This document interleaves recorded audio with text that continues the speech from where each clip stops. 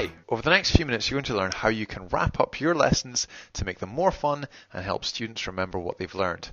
I'll show you some clips of me wrapping up my lessons, and finally you can prepare a wrap up for one of your own classes. But first, let's think about why it's important to have a wrap up section in our lessons. Research has shown that we remember the first and last 5 minutes of classes much better than what we do with the middle. That means it's important to do something meaningful at the end and not just let your lesson grind to a halt. Summarizing helps students to remember the main points from the lesson. As a teacher, you want your students to remember the most important points of the lesson in order to be able to apply this language later on. I also think that a good wrap-up to a lesson should be very motivating.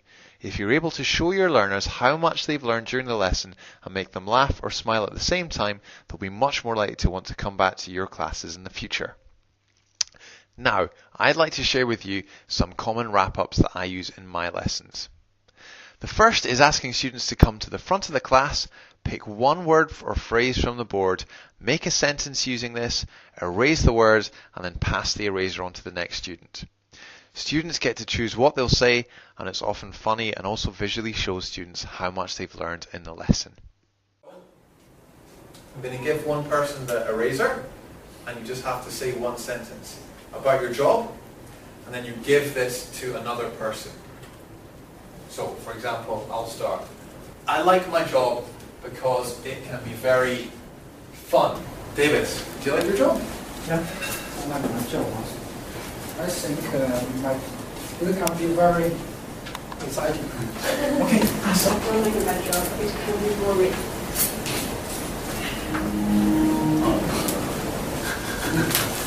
I also don't like my job. It's not very fun. Another activity I like to use is called Back to the Board.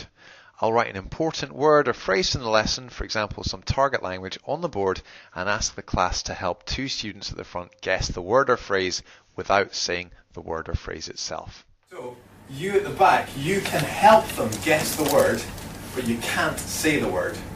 Okay? And you here, you can't see the word. Very Do something without thinking. Just happen very quickly. Just to learn. Fast. 2 words or one? 4. The first words include everything.